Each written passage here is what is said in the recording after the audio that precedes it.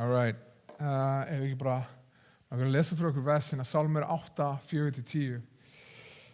Þannig að ég að skipta hana.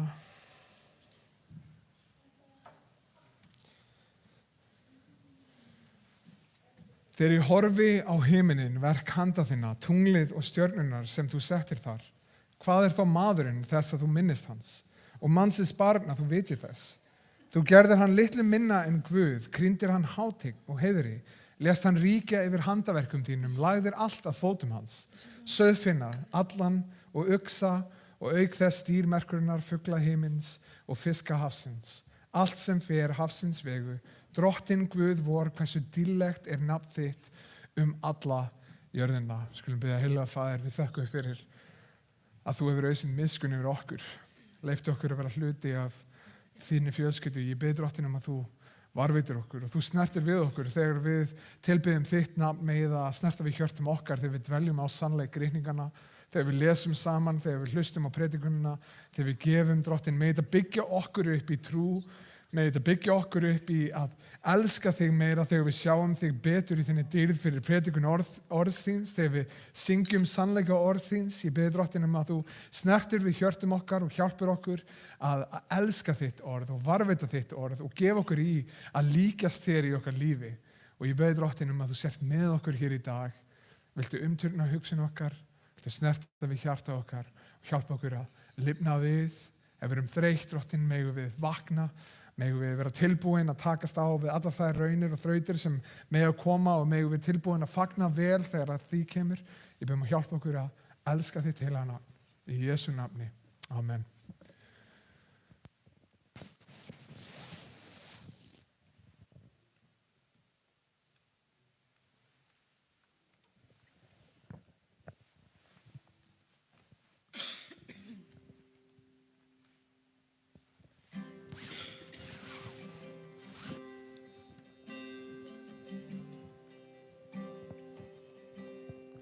Heilaga vesa, hirðirinn minn, Herrana sjálfur, gleði ég finn, lifandi staðreyn, orðin það endalaust Jesús vann handa mér. Gleði míns hjarta, orðin hann og slitin lofgjöf, Jesu fíben. Síðan á himni lofa ég hann, hjálpræð og náð sækja mér hann. Öllu ég sleppti, allt með því vann, eilífa lífið, Jesum ég fann. Himnana opna og engla ég sá, unnarspor flytja himninum frá. Gleði míns hjarta, orðin hann og slitin lofgjöf, Jesu fíben. Síðan á himni lofa ég hann, hjálpræð og náð sækja mér vann. Öruggu hvíld nú eignast ég engan meiri gæði ég kref sál mínur frelsu fyrir mig allt frelsarinn Jesus hann mér allt gleðin míns hjarta orðin hann óslitin lofgjöf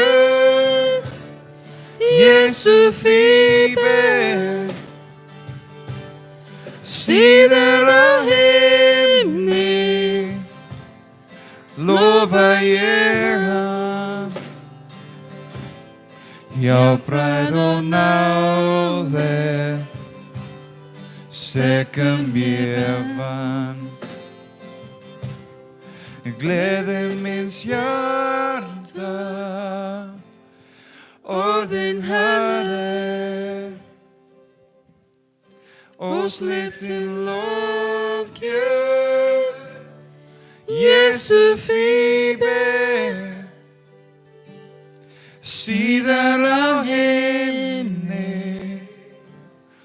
lofa ég hann hjálpræð og náðir sekar mér vann.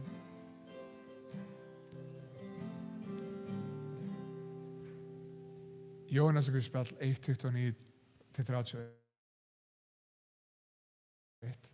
Dæmir sín og segir: sjá Guðs lamb sem ber synd heimsins. Þar sá ég sagði eftir mig kemur maður sem mér fremri, því hann var til á undan mér. Sjálfur þekkti ég hann ekki, en til þess kom ég og skýri með vatni að hann opinberist Ísrael. Amen.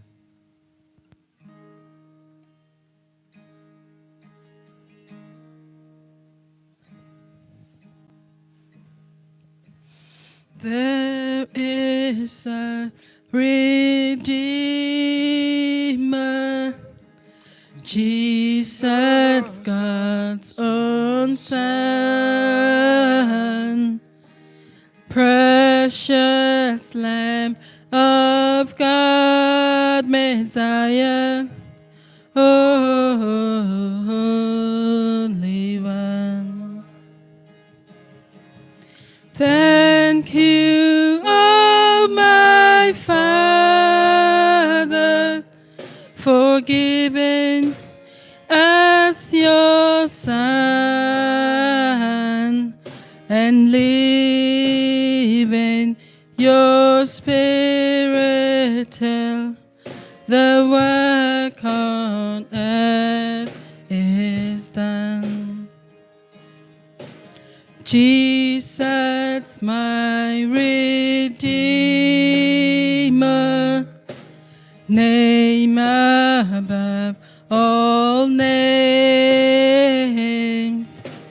precious Lamb of God, Messiah, oh, for sinless slain. Thank you, oh my Father, for giving us your Son and leaving your Spirit till the work on earth is done. When I stand in glory, I will see his face, and there I'll serve my King forever in that holy place. Thank you, oh my Father, for giving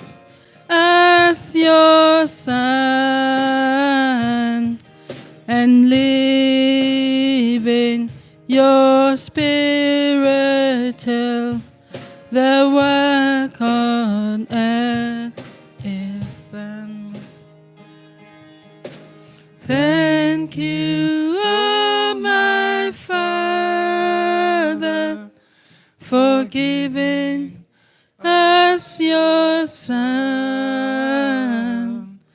and living your Spirit till the work on earth is done. Rómarbréf 5, 15-19. En náðargjöf Guðs og falli Adams verður ekki jafnað saman. Einn maður fjall og við það dóu allir. En einn maður, Jesús Kristur, svo náðargjöf Guðs sem allir skuli njóta ómælt. Og ekki verður þeirri gjöf jafnað til þess sem leiddi af synd hins eina manns. Því að dómurinn vegna þess sem hinn eini hafði gert var sektadómur yfir öllum. En náðargjöfin sýknudómur handa öllum sem brutu. Ef misgjörð hins eina manns leiddi til þess að dauðinn tók völd með þeim eina manni, hve miklu fremur munu nú þeir sem þiggja hina ómælanlegu gjöf náðar og sýknunar fá líf og ríki vegna hins eina, Jesú Krist. Allir yrðu sekir vegna afbrot eins, svo verða allir sýknir og öðlast líf sakir þess fullkomna verks sem einn vann. Allir yrðu syndarar vegna óhlýðni eins manns. Eins verða allir lýst sýknir, saka vegna hlýðni hins eina.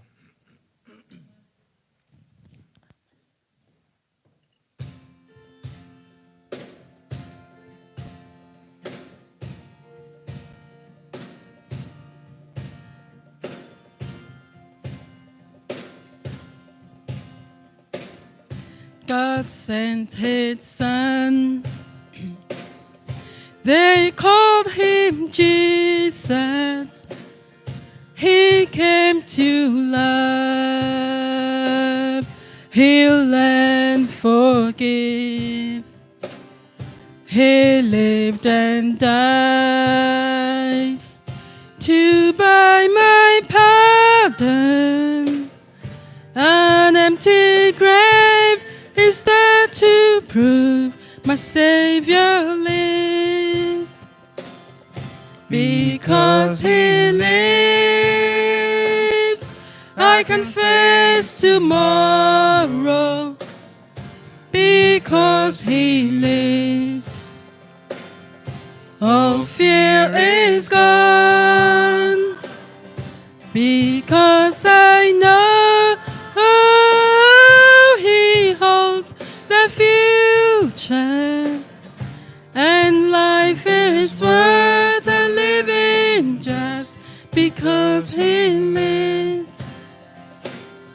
How sweet to hold a newborn baby and feel the pride and joy he gives. But greater still, the calm assurance this child can face uncertain days because he lives. Because he lives, I confess tomorrow. Because he lives, all fear is gone. Because I know he holds the future, and life is worth a living just because he lives.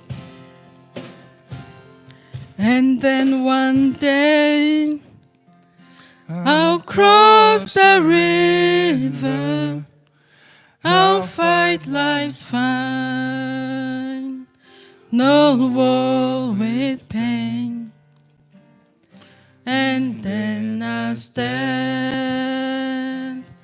gives way to victory, I'll see the light of glory and I'll know he lives. Because he lives, I can face tomorrow. Because Christ lives, all fear is gone. Because I know he holds the future, and life is worth the living just because he lives. Because I know he holds the future, and life is worth the living just because he lives.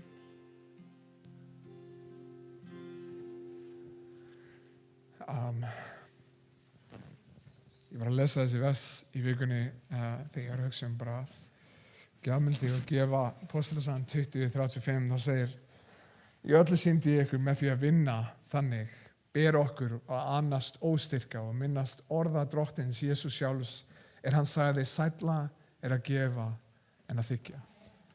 Og ég byrjaði að hugsa til þess svona bara í gennum tíðina í rauninni hvað þetta þýðir. Þú veist, þegar fyrir morgum þá horfa þær á að ég gef Guði til þess að fá frá honum ennþá meira, eins og margir hafa kennt og annað eins að fá endilega meira peningum og annað eins.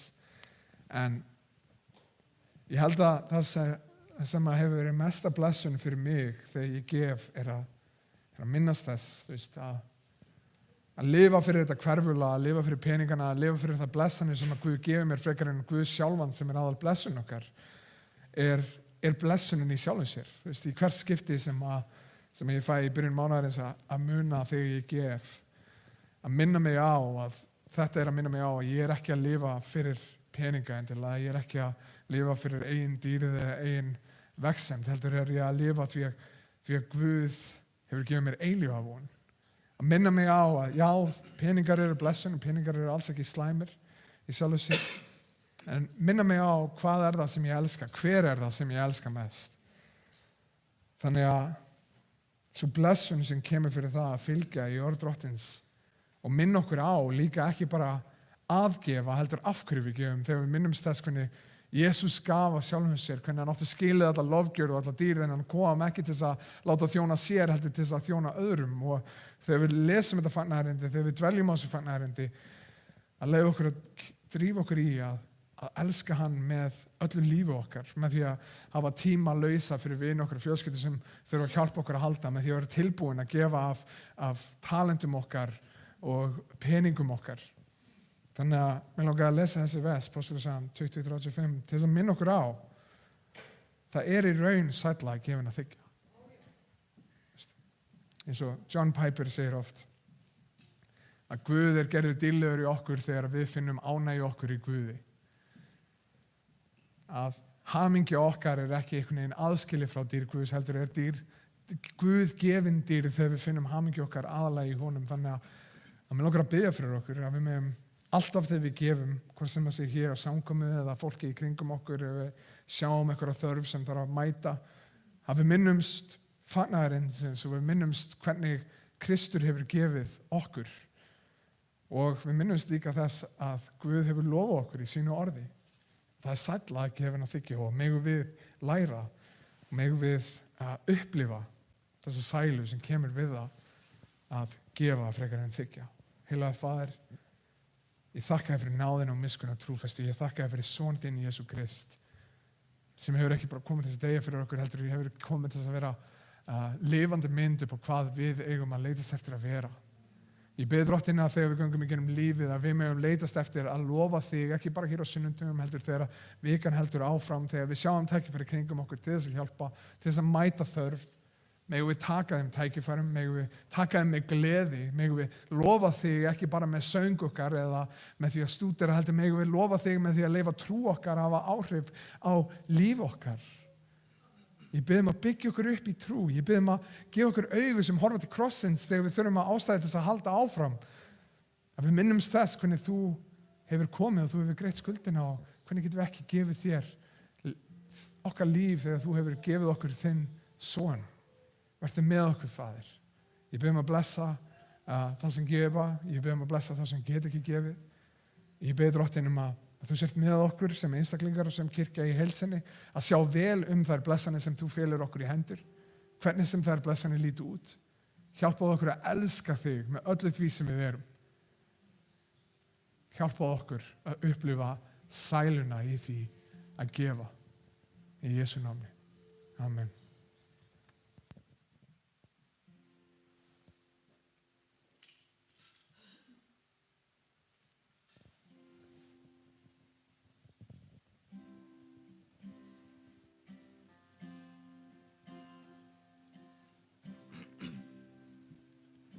Það ljúft að treysta Jesú, lifa fyrir orðið hans.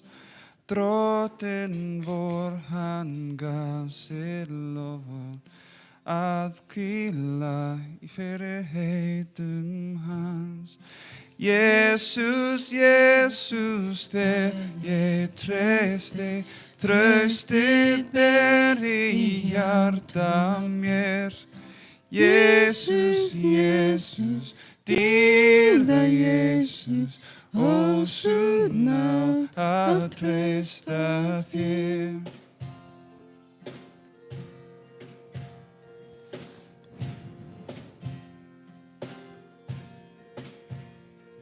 Það gleður mig að treysta Jesú, dýrmætu frelsarvinur og ég veit að mér veður alla ævi hvert sem ég fer. Jesus, Jesus, þér ég treysti, traustið ber í hjarta mér. Jesus, Jesus, dýrða Jesus, ó sú náð að treysta þér. Jesus, Jesus, þér ég treysti, traustið ber í hjarta mér. Jesus, Jesus, dýrða Jesus, ó sú náð að treysta mér.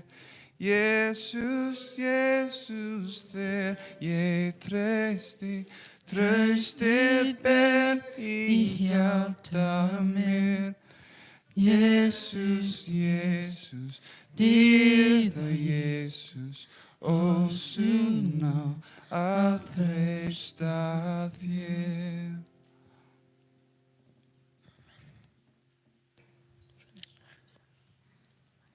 Amen.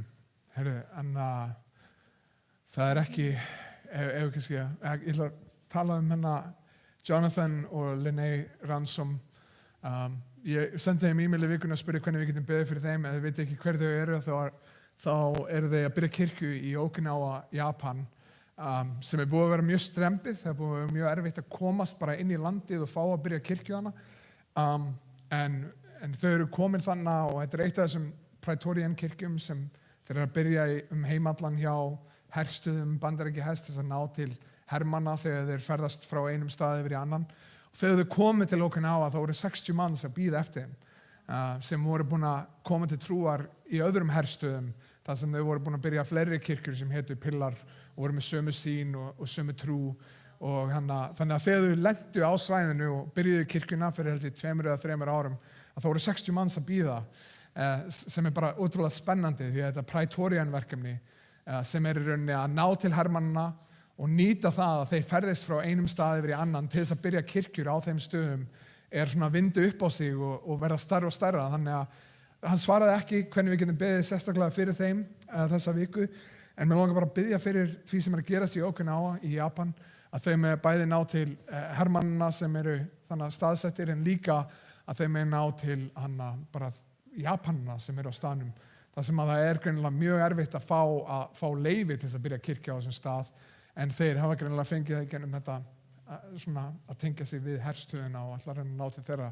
Þannig að biðjum fyrir þeim að þau með vera ljós inn í sitt samfélag og syngjum svo eitt lag saman áður en við förum inn í predikunina. Heilaga Faðir, ég þakka þér fyrir Jonathan og Linnea Ransom. Ég þakka þér fyrir þessa klikkuðu hugmynd hjá Clint að fara að byrja kirkjur hjá öllum herstöðum í Bandaríkjahers og fyrir það fólk sem tilbúið að eins og þau, Jonathan og Linnea, að rífa sig upp og flytja með alla fjölskyldunum sinni yfir í land sem þau þekki ekki og byrja að leita eftir stuðning og hætta í vinnunni sinni til þess að geta séð þessa kirkjudrottin. Og ég veit að það er ekki búið að vera auðvelt að komast inn í þetta land og ég veit að það er mjög dýrt að búa hana. Þannig ég bið að vera með þeim núna líka sérstaklega þessum tíma árs þar sem þeir fara örugglega aftur að leita í þær kirkjur sem hafa verið að styðja þau. Að þau með að hafa stuðning til þess að halda áfram á næsta ári drottin og með að vera ljós. Bæði fyrir hermennina sem eru á staðnum en líka fyrir bara Japanina sem eru þannig kringu þau í Okinawa drottin. Með að vera ljós inn í þetta umhverfi, með að sína, með Pillarkirkjan í Okinawa, sína þína ást og þína umhyggju, þína gleði. Drottin, ég bið að þú sé blessun en ekki byrði fyrir þetta samfélag og ég bið drottin að þú sért dýrlegur og hátt upp hafinn. Ekki út af Jonathan og Linnea eru svo glæsileg, heldur út af því að þau þjóna glæsilegum Guði. Ég bið að þú sért dýrlegur og hátt upp hafinn fyrir þetta verk þeirra í Jesú nafni. Amen. Eigum að standa og syngja saman senasta sóng. Since with my God with perfect heart I walk and make His word my guide, and from iniquity depart. The Lord His blessing will provide. The merciful shall know thy grace. The perfect thy perfection see. The pure shall see thine own pure face. The forward find a foe in thee. From God the victory I receive. Most perfect is His holy way. His word is tried, they who believe will find the Lord their shield and stay. Thy free salvation is my shield, my sure defense in every strait. Thy hand upholds me lest I yield. Thy gentleness has made me great.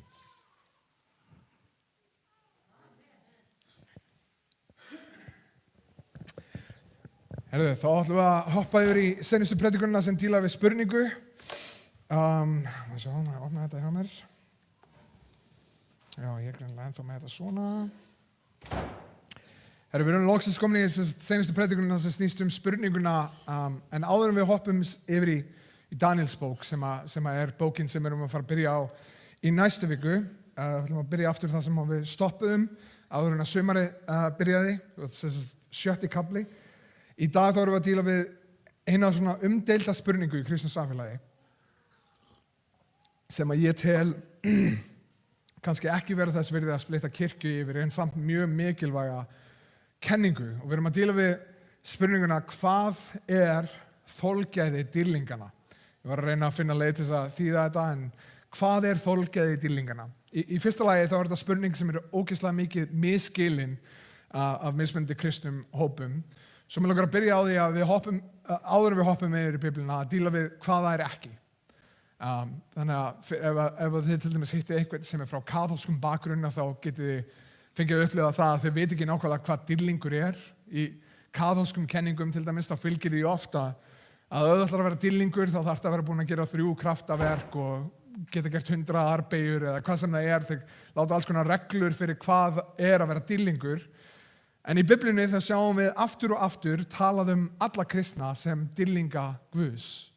Að við höfum verið gerð dýrlingar af Guði okkar. Þú sér þetta í Rómverjabréfinu, 1. kafla, 7. versi, í Opinberunarbókinni, 5. kafla, í 8. versi, 14. kafla og 12. versi.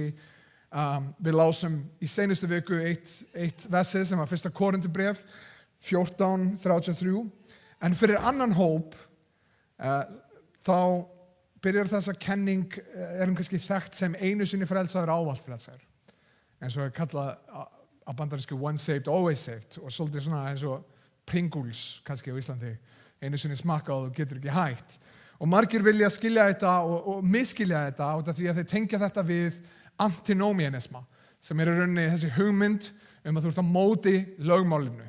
Að kristna lífið snúist ekki hvað þú gerir eða hvað þú segir eða hvernig þú hagar þér. Það eina sem þú þarft að gera að biðja einhverja sérstaka bæn, skýra þig sem krakki og annað eins og svo færust yfir í að vera frelsaður án þess að pæla mikið í hvernig þú lifir. En það fólk sem heldur í þessa kenningu, hef ég tekið eftir, að það játar einnig með Jakobi í Jakobsbréfi að trúin dauð án verka. Eins og alltaf, þá býst ég við að þessi lítill hópur af fólki sem heldur í þetta viðhorf sem algjörlega gagnstætt Biblíunni, að einhvern veginn getur verið frelsaður og það hefur enga áhrif á þitt daglega líf eða hvernig þú lifir eða hvað þú gerir. En í flestum tilfellum þá myndi fólk líklegast segja að þú ert raunverulega og biblíulega frelsaður, þá ertu það ávallt. Og hvert biblíulega viðhorfið við frelsun? Eins og ég er búin að labba hverfið stundum og ég man fyrir þegar Justin Bieber kom til landsins að þá labba ég stundum inn í Krónuna og þá einhver búin að setja upp fullt af svona myndum af Justin Bieber á vegginn þar sem allir láta sitt stöf upp á. Og einhver var að labba með þetta og ég sá aftan á, þá var einhver texti, þannig ég tók þetta af og ég leit aftan á og þá var einhver búin að prenta mynd af Justin Bieber á framan og svo frelsisbæn aftan á. Þannig að þá voru krakkar að koma og taka þetta og leika sig með Justin Bieber, svo voru einhver frelsisbæn aftan á myndinni. Og fyrir mörgum þá horfa þeir á það sem frelsunarverk. Að þú biðjir þessa sérstöku bæn, þú segir þessi sérstöku orð og leið og þú segir þessi orð þá einhvern veginn abrakadabra ertu orðinn kristinn. En það sem fylgir því að vera kristinn í Biblíunni Jesús segir hver sem vill fylgja mér, hann afneiti sjálfum sér. Hann taki upp krossinn og hann fylgir mér. Að það meira heldur en bara að játa hann sem frelsara, heldur það að fylgja Jesú Kristi. Og fólk sem heldur í þennan sannleik myndi ekki segja að líferni þitt skiptir ekki máli, reyndar myndi það segja að líferni okkar sýnir ávöxtinn. Það eru margir sem misskilja þetta. Það eru margir sem halda einhvern veginn að rótin af trúnni sé góðverk, en í rauninni það ávöxturinn af trúnni sem góðverk. Að trúin það sem framkvæmir góðan ávöxt, en trúin sjálf ekki góði ávöxturinn. En ástæðan fyrir því að þetta sé eitthvað sem umdeilt í kristna samfélaginu raunin út af því að það eru beggja megin við hliðina fólk sem segir á einn bóginn þú ert frelsaður en þú getur mist frelsunarverk þitt annars slagið, oft, og hinn bóginn ertu með fólk sem segir nei, þú ert frelsaður í eitt skipti fyrir öll og beggja megin við línuna ertu með fólk sem horfir á ákveðin biblíuvers.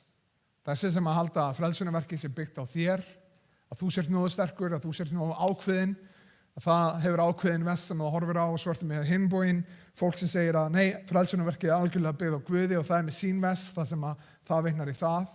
Þannig að mig langar að förum yfir vess frá báðum hliðum, við erum ekki með tíma til að fara í öll möguleg vess sem díla við þetta, en mig langar að taka vess frá báðum hliðum og spyrja sjálfan okkur í trúfesti við orð Guðs, biðja Guð að gefa okkur visku til þess að komast að niðurstöðu þegar við horfum á öll þessi vers. Hvað það sem að Biblían í heild sinni kennir okkur? Svo við skulum demba okkur í það. Í 1. Tímóteusbréfi 4:1-2 þá sjáum við þessi vers. Andinn segir berlega að á síðustu tímum munu sumir ganga af trúnni og gefa sig að villuöndum og lærdómum illra anda.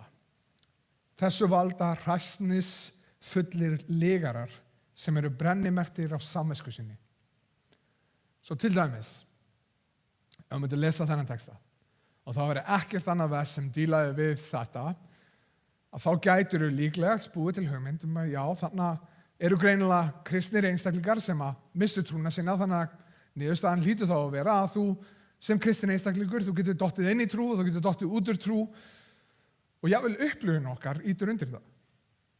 Við eigum fólk, við þekkjum fólk í kringum okkur sem hefur játað Jesú Krist og svo allt í einu gerist eitthvað og nú það kannski komið mjög langt frá því að elska Jesú Krist og kannski farið að bölvunum. Ég þekki þetta bara jafnvel með meðlim okkar.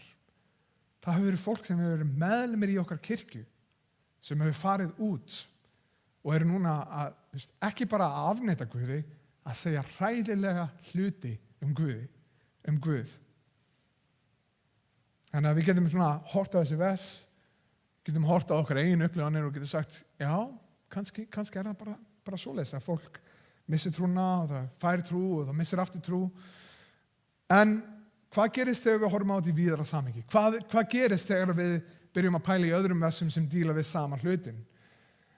Ertu frelsaður eilífð eða getur þú misst trúðina? Þannig að við förum í 1. Jónasbréf 2, 18-20 sem getur hjálpað okkur að skilja þetta betur. Hér segir hann, börn mín, hinn síðasta stund er komin runnin upp því að við heyrt að andkristur kemur og nú eru líka margir andkristar komnir fram. Að því vitum við að það er hinn síðasta stund. Þeir komu úr okkar hópi en heyrðu okkur ekki til. Ef þeir hefðu heyrt okkur til, þá hefðu þeir áfram verið með okkur, en þetta var til þess að augljóst yrði að enginn þeirra heyrðu okkur til. Þið þekkið öll sannleikann með því að hinn heilagi hefur smurt ykkur anda sínum. Svo þegar við sjáum fólk hverfa, þegar við sjáum fólk sem á einn daginn það játar Jesú Krist sem drottinn sinn og frelsara, svo fer það út úr trúnni og allt í einu byrjaði að fylgja óguðlum, kenningum, djöflum, falskguðum, hvernig eigum við að skilja þessa hluti? Þannig að Jóhannes segir hér að þeir fóru því að þeir voru aldrei hluti af kirkju Guðs til að byrja með. Eins og Júdas, þá er þetta kannski fólk sem eins og Júdas, pælið því, hann er búin að hanga í kringum Jesú Krist í 3 ár. Og allt í einu sýnir hann hinn sanna lit að hann skildi aldrei gildi Krist. Hann trúði aldrei á Krist, heldur sveikan hann fyrir silfurpeninga. Getur verið að tíma fólk sem er sanntrúað reyna að kæfa sannleikan í sér til að lifa í synd? Ég held það. Ég held að það séu margir sem að koma til raunverulega trúar á Jesú Krist og svo labba í burt tíma og reyna að kæfa sannleikan og svo á endanum er það heilagur andi sem beinir þeim aftur inn á réttu brautina. Algjörlega. En þegar það snýr ekki tilbaka þá held ég að við horfum á þennan raunveruleika sem að Jóhannes talar um og það sýnir raunverulega að þeir voru aldrei hluti af kirkju til að byrja með. Þau skildu aldrei gildi Krist sem þau sögðust fylgja. Þau sáu aldrei fegur fagnaðarins. Þau þekktu aldrei eilífa von. Þau voru tæld af hverfulum og tímabundnum ánægjum. Því að þau mátu einskis Krist sem er ómetanlegur. Hvernig er það að við getum séð dýrð Guðs? Við getum séð hann í allri sinni dýrð, í allri sinni fegur. Við getum séð fagnaðarendi fyrir hvað Guð hefur gert og ákveðið að skipta því út fyrir rusl. Og ég held að aftur og aftur þá sjáum við viðvarnir til okkar sem að fylgjum Kristi í reikningunum, eins og hér í Filippibréfinu 2. kafla í versum 12-14. Segir Páll postuli til Filippi mannana: Þess vegna mín elskuðu, sem ætíð hafi verið hlýðin, vinni nú að sáluhjálp ykkar með ugg og ótta eins og þegar ég var hjá ykkur. Því fremur nú þegar ég fjarri. Því að það Guð sem verkar í ykkur bæði að vilja og að framkvæma sér til velþóknunar, gerið allt án þess að mögla og hika. Þetta mjög merkileg og skrítin vers, því að á einn bóginn þá ertu með þann aðala sem trúi því að trú sé eitthvað sem að þú velur, sem þú dettur inn í og út úr. Og hinn bóginn ertu með aðalann sem segir nei, leið að þú hefur raunverulega biblilega trú, þá ertu í trúnni eilíf. Það ekkert sem mun taka þig úr hendi Guðs.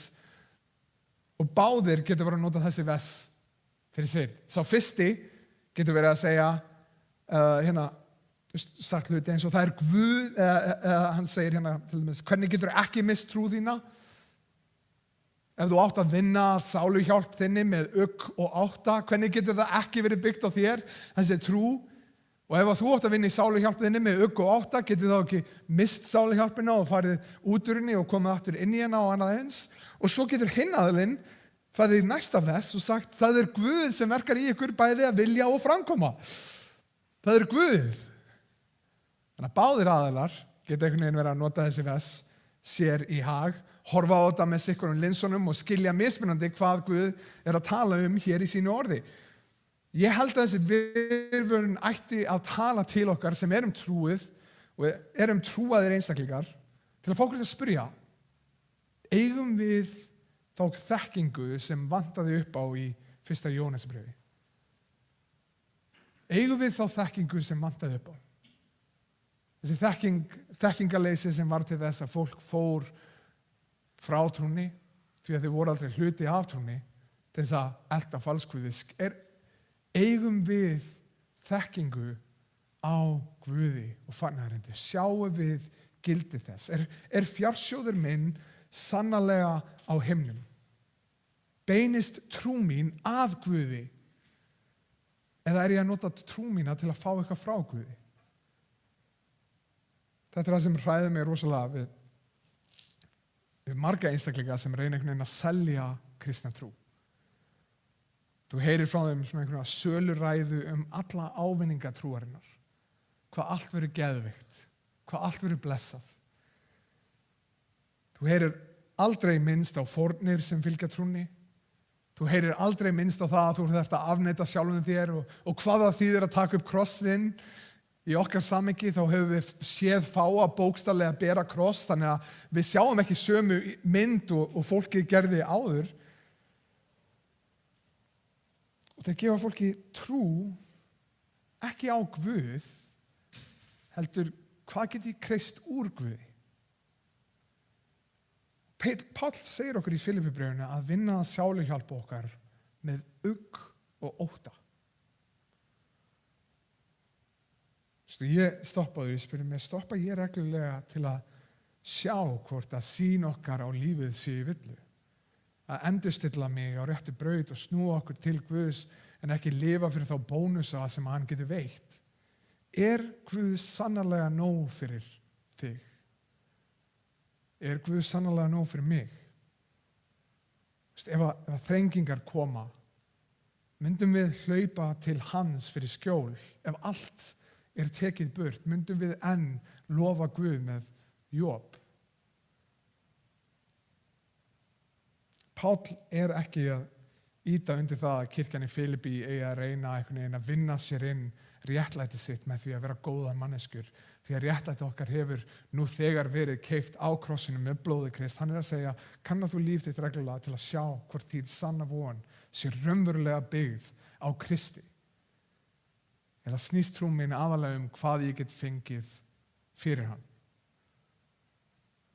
Og við erum með mörg vers sem að fólk myndi halda í til að segja að þolgæði dýrlingarna sé ekki biblíulegt, og svo erum við með mörg vers sem að annað fólk myndi halda í til að segja að þolgæði dýrlingarna sé biblíulegt.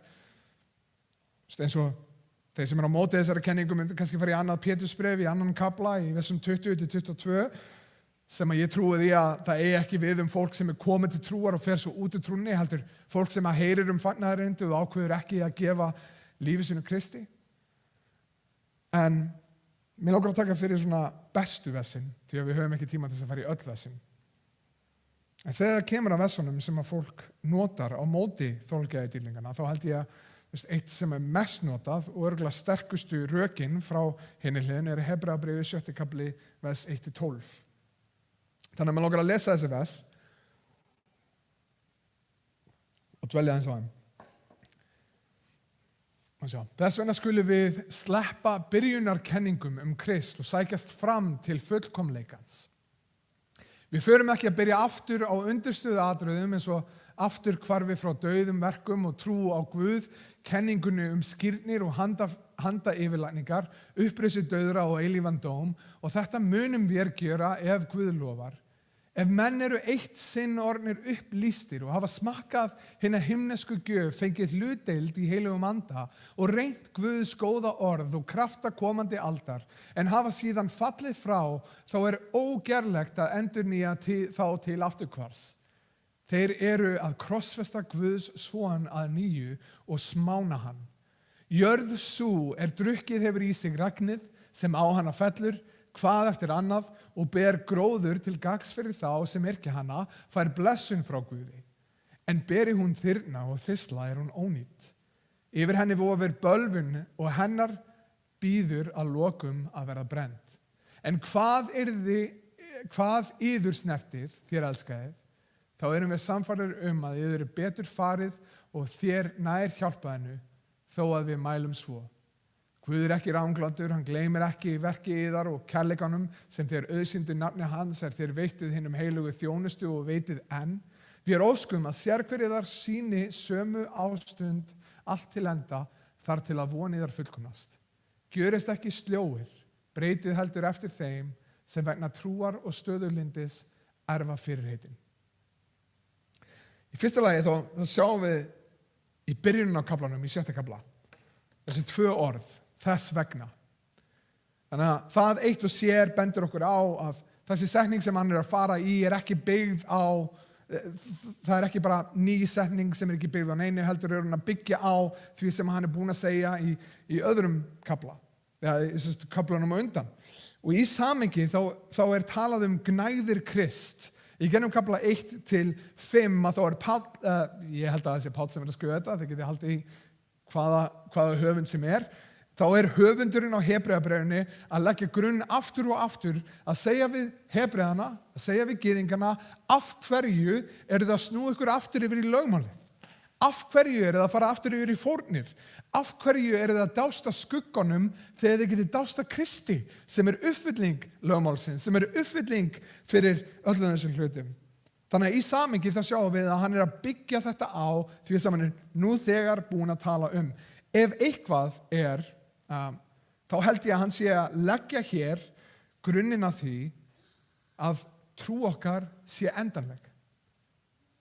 Þegar hann byrjar að tala jörðina sem drekkur í sig vatnið og gefur af sér annarkvort gróður til gagns eða þyrna og þysla, sé punktur sem ýtir undir þessa hugmynd að trú þín hefur varanleg áhrif.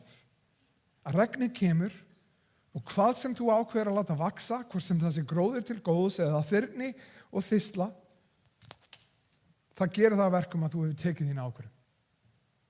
Í öðrum orðum, þá horfi ég á þennan texta sem meðrök fyrir þolgæðidýlingana, ekki mótrök. Og hann segir hér, ef þú hefur upplýstur og notið himneskar gjafar, fengið hlutdeild í heilugum anda og ákveðið að lofa hann ekki, þá hefur þú gert upp þinn hug. Að hluta til þessi vers eitthvað sem gerir mér hræddan fyrir hönd þeirra sem hafa heyrt orð Guðs predikað en taka aldrei ákvörðun að fylgja Jesú Kristi. Ég hræðist fyrir þína áhönd að heyra orð Guðs predikað en samt sem áður ekki snúa þér til Jesú Kristi sem predikað Hvað ef trú okkar hefur varanleg áhrif? Hvað ef þitt ákvörðunarleysi ákvörðun í sjálfu sér? Hvað ef þú á einhverjum tímapunkti hefur gert upp hug þinn, dregið í þig vatnið og ávöxturinn verður það sem þú hefur ákveðið að gera? Margir horfa á trú sem einhvers konar göngutúr. Niður. Getur einhver náði, can you get Svava out there?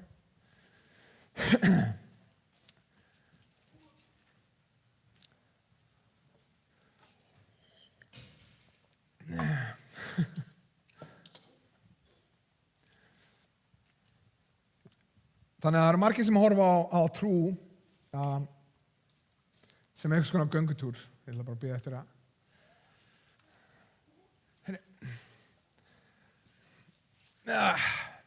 Farðu með mig.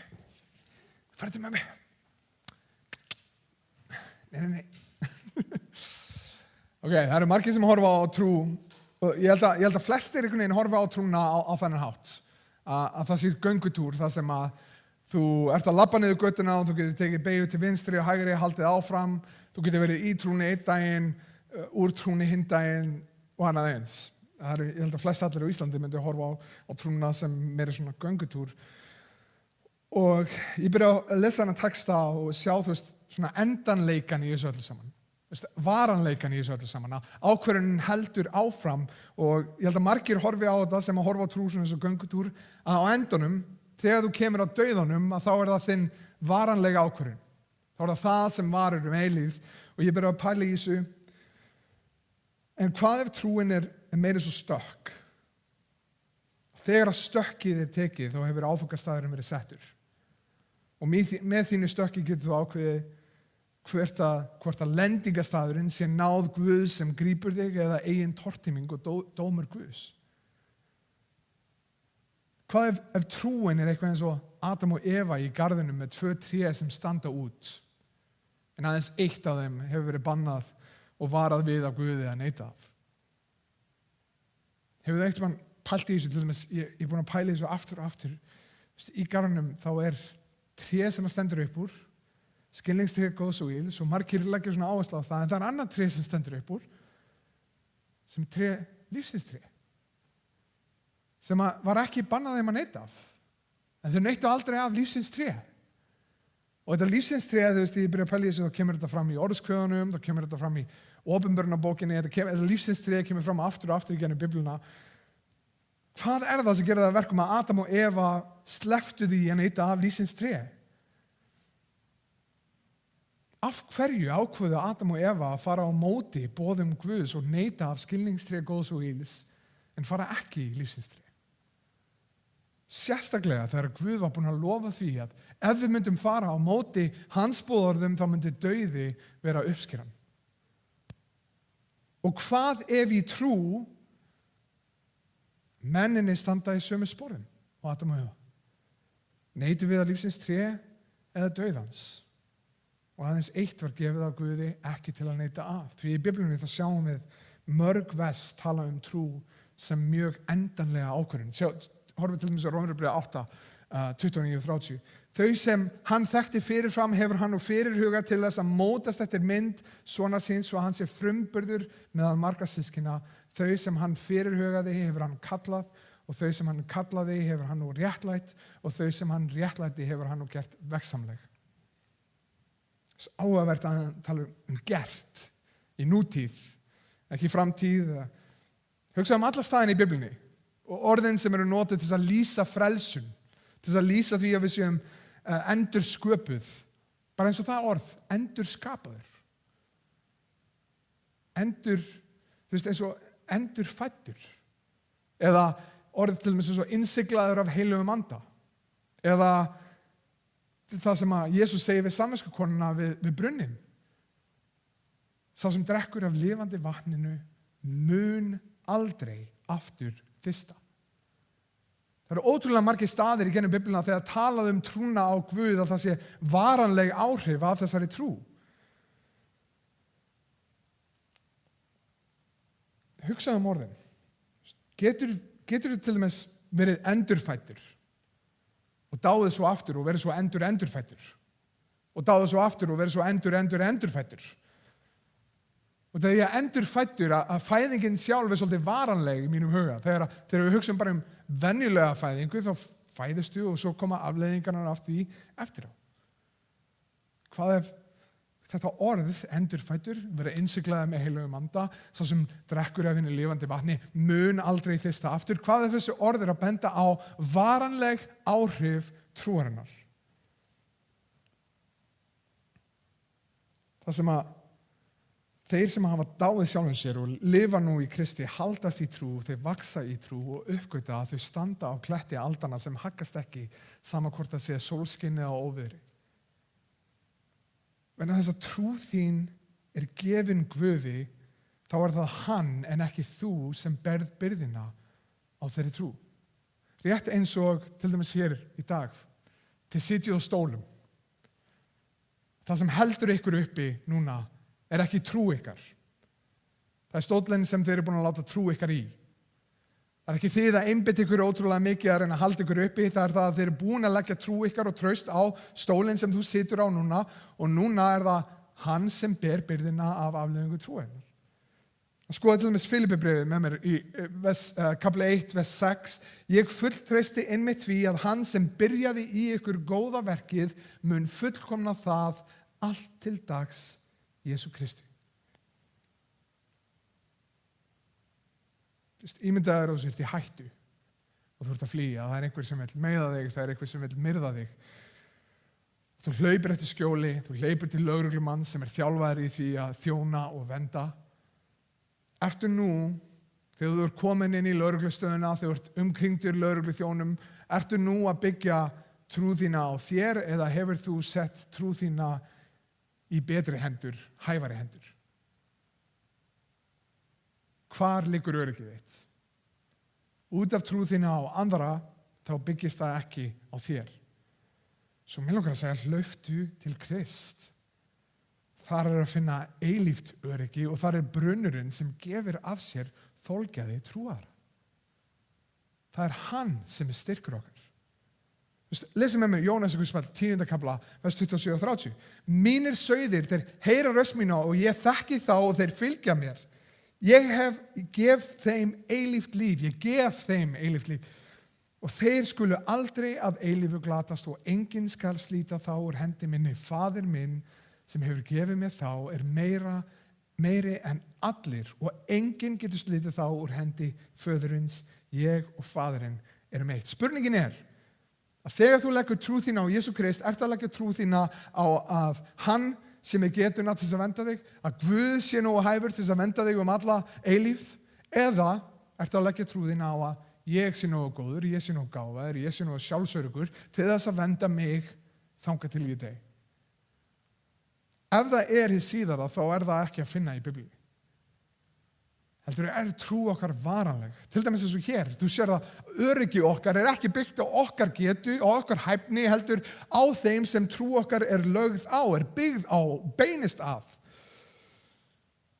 Og aftur í Jónasarguðspjalli, í 5. kaplanum, vers 24, þá sjáum við þetta. Sannarlega, sannarlega segi yður, sá sem heyrir orð mitt og trúir þeim sem sendir mig, hefur eilíft líf og kemur ekki til dóms, heldur hann stiginn yfir frá dauðanum til lífsins.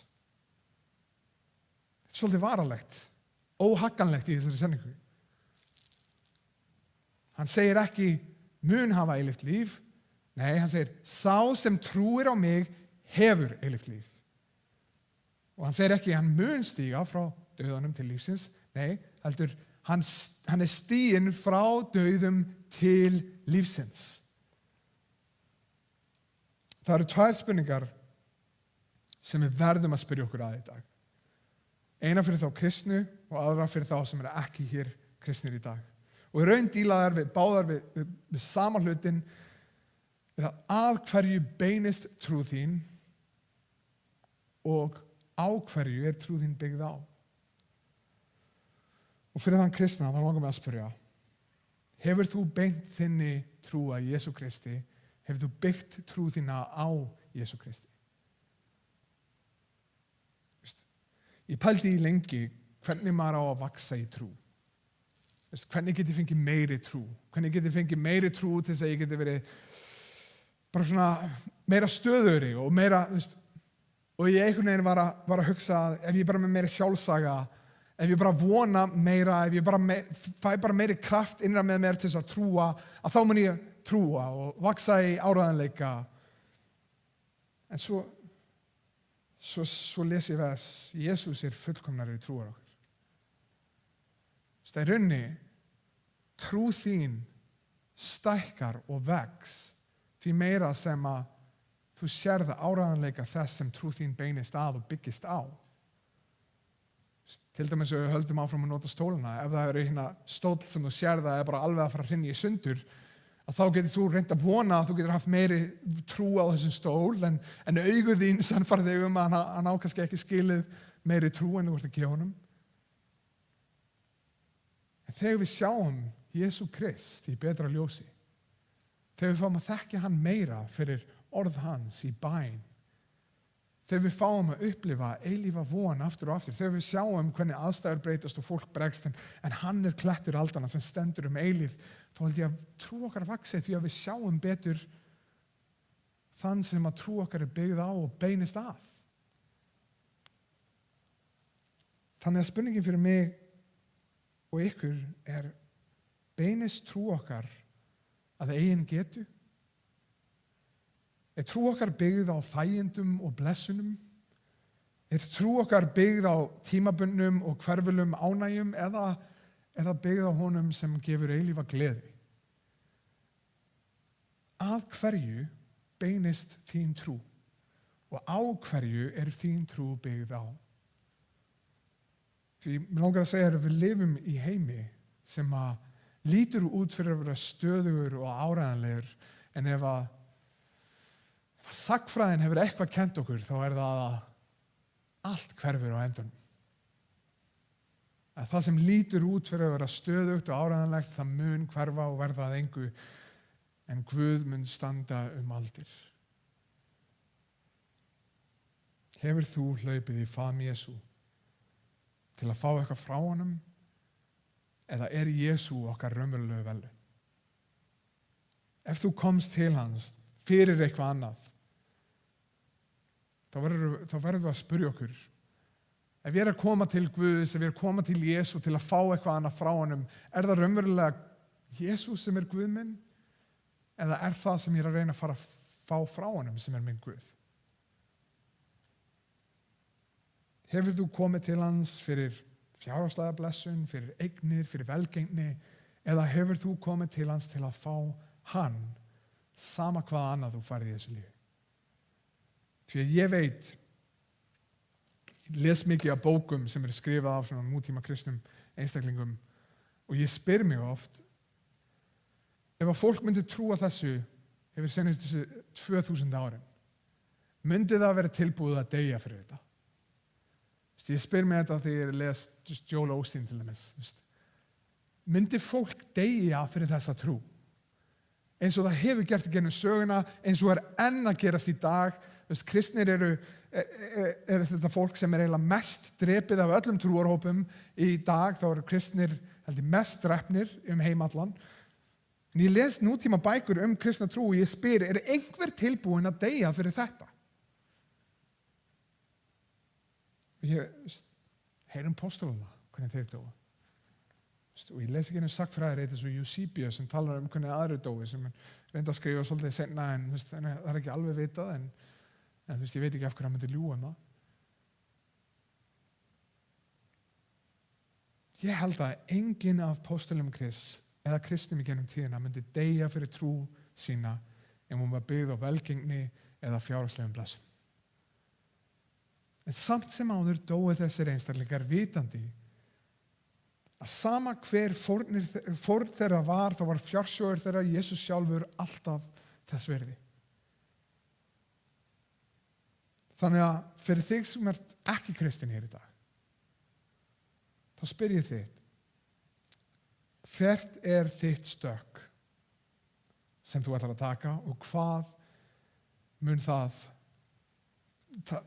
taka við þér? Er það umvefjandi náð Guðs eða þín ein eyðilegging?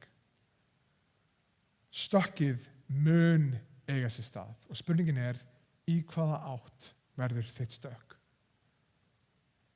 Munt þú endurtaka mistök Adam og Evu, neita af tré dauðans en ekki eilífs lífs? Og ef þú geymir þín ákvörðun, þá gefur það mér ekki mikla von, því að það bendir á vissan hroka sem býst við morgundeginum án þess að vita hvort að morgundagurinn komi. Og ég var að hugsa þetta og ég var að lesa í Jósebók 24. kafla 15. vers. Mér finnst þetta magna vers. Þetta ekki rétt af þess, ég skal bara lesa það fyrir okkur.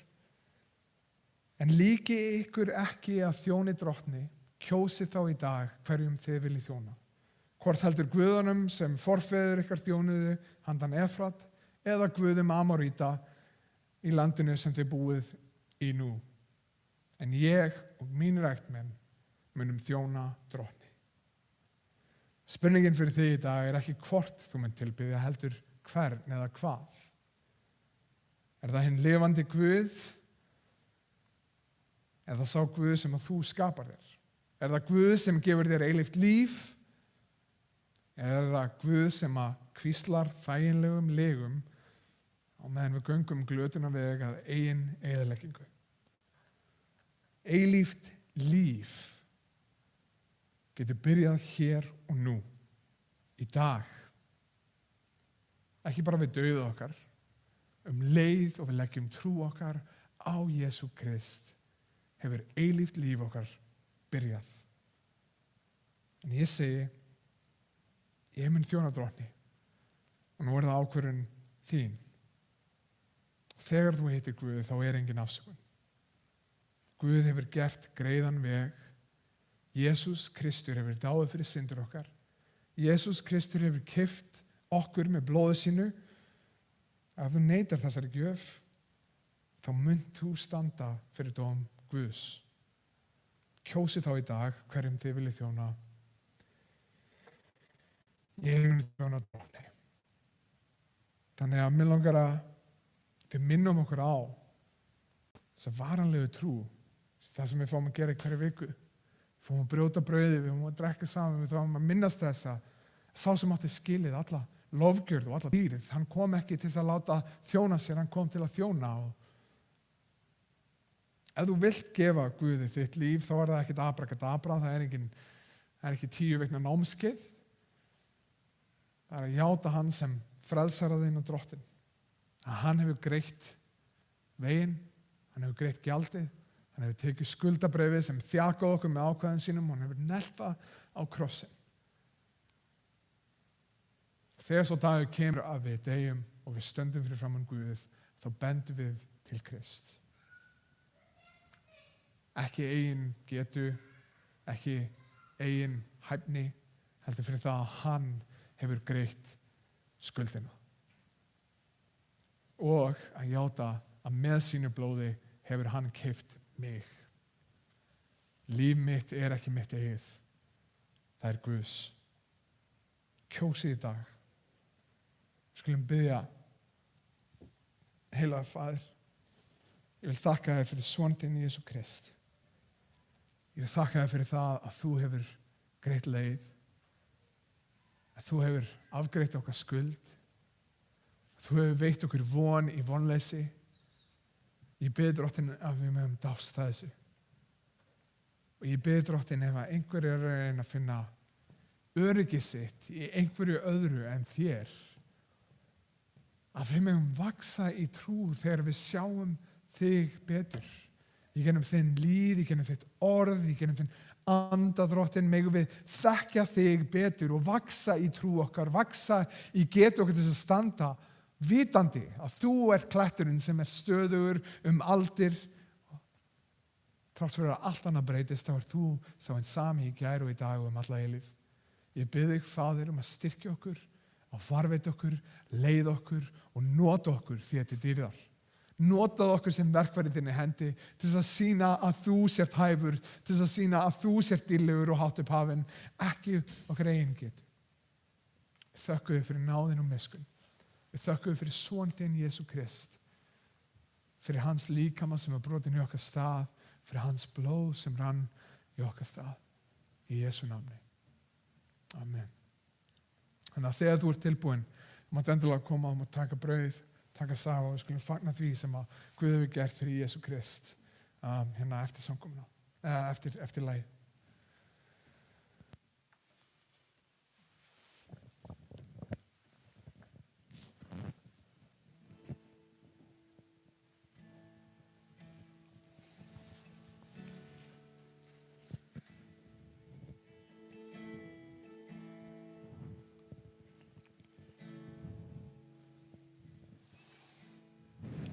Could you bid us to såkall till för ingen nejlans kilja att gav han en kassonen sin hver syndar allt frälsad hver har han nist i huga Gud i hemlighet han undan en kasson han sæður var þá skýndi hann á magan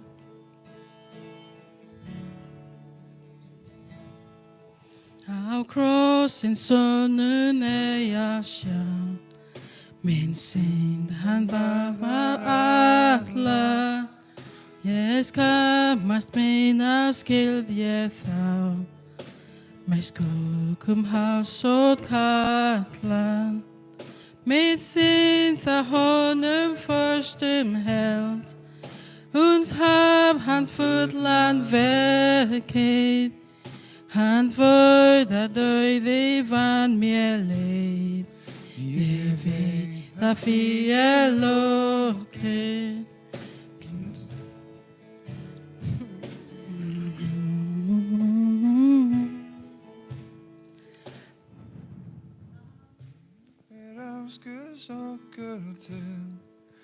Það enginn að skilja að gaf hann ein kassonen sinn hver syndara frälsad hver hald hann nist i huga Gud i hemlighet han undan en kasson han sæði var þá skinnaði hann magan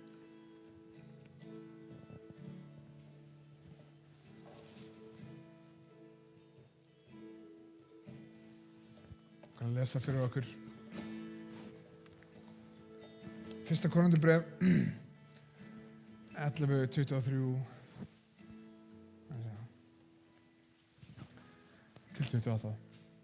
Því ég hef meðtekið frá drottni það sem ég hef kennt ykkur. Nóttina sem drottin Jesú var svikinn tók hann brauð, gerði þakkir, braut það og sagði þetta líkami minn, gjörið þetta í minni minningu. Sömuleiðis tók hann og bikarinn eftir kvöldmáltíðina og sagði þessi bikar nýji sáttmáli í mínu blóði. Gjörið þetta svo oft sem þér drekkið í minna minningu. Hvert sinn sem þið etið þetta brauð og drekkir af bikarnum boðið þið dauða drottins þangað til hann kemur. Hver sem etur brauðið eða drekkur bikar drottins á óverðu hann hátt, verður þess vegna sekur við líkama og blóð drottins. Hver maður prófi sjálfan sig áður en hann etur á brauðinu og drekkur af bikarnum. Heilaga Faðir, ég held að fyrir flest okkar hér inni, þá svo hugsunni þegar dettur í huga okkar að við munum aldrei vera þess verðug að drekka af bikarnum nema fyrir verk þitt. Við getum hort tilbaka yfir viku þar sem við klúðruðum, þar sem við syndum, þar sem við sýndum ekki þinn karakter í hegðun okkar, þar sem við fundum fyrir sannfæringu heilags anda í okkur að við gerðum ekki rétt. En ég bið að fyrirgefa okkur okkar syndir. Finna þá eilífu von sem við finnum í þér. Og þegar þessi samkoma dregur að endadrottin að við megum minnast þess að lofgjörð okkar heldur áfram. Fyrirgeðu okkur fyrir að vera ekki góðir foreldrar og við eigum að vera eða makar eða synir og dætur. Drottin, en ég bið þig fyrir þinn heilaga anda að styrkja okkur, uppörfa okkar, umbreyta hjart okkur, umbreyta hugsun okkar til þess að við getum endurspeglað þig í lífi okkar. Hjálpaðu okkur að gera þig dýrlegan með orðum okkar, með hegðun og hugrenningum. Breyttu okkur, gerðu okkur líkari þér. Við þökkum þér fyrir það að þegar við syngum, þegar við klúðurum, þá getum við hort á blóðugan kross, það sem að skuld okkar var greidd, það sem að drottin okkar og frelsari lét lífið fyrir okkar syndir. Ég bið drottinum að það megi vera eilíf von fyrir okkur. í okkar daglega lífi, í erfiðleikum, í fögnum, megum við horfa á krossin. Þökkum þér fyrir son þinn Jesú Krist, fyrir líkami hans sem var brotinn í okkar stað, fyrir blóðið sem rann fyrir nýjan sáttmála. Í Jesú nafni. Amen.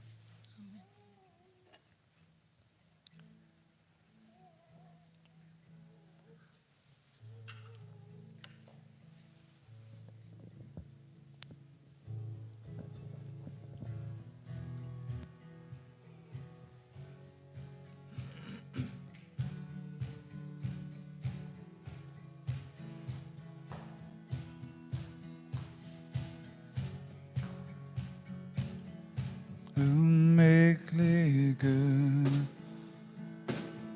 sem manninn elskar hefur og mildar hån þín í frelsis ná. Du mikli Gud, sem mæstu gjafir gefur, já, gefur mönnum öll þín bestu ráð. Því hrópar Salmi sæli áflug Gud, Þú mikli Gud, þú mikli Gud, því hrópar Salmi sæli áflug Gud. Þú mikli Gud, þú mikli Gud, á lífsins brauð. Hann leiðir mig og styður og lær mér alla miskunn sem ég fann. hann verndar mig og beina braut mér riður og býr að lokum himnins dyrar að. Því hrópar Salmi sæli áflug Gud, þú mikli Gud, þú mikli Gud, því hrópar Salmi sæli áflug Gud, þú mikli Gud, þú mikli Gud, þú mikli Gud. Ég má þinn jafnan leita, þá mæð og sorg að hjarta mínu fær. Þú mínum hug að minna styrka veita og mína veg glögg þú fyrir sjálf. Því hrópar Salmi sæli áflug Gud, þú mikli Gud, þú mikli Gud, því hrópar Salmi sæli áflug Gud, þú mikli Gud, þú mikli Gud. Og kom til ég, Þú frelser hans að finna og færðu honum hjarta þitt af röð. Engu að tala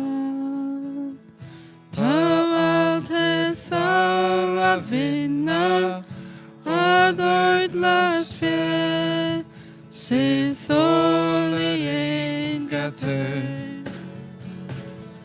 Vi hoppas min særlig öppna Gud, du mekle Gud, du mekle Gud. Vi hoppas min særlig öppna Gud, du mekle Gud, Du mekle Gud, vi råber som min særlige affølge. Du mekle Gud, du mekle Gud,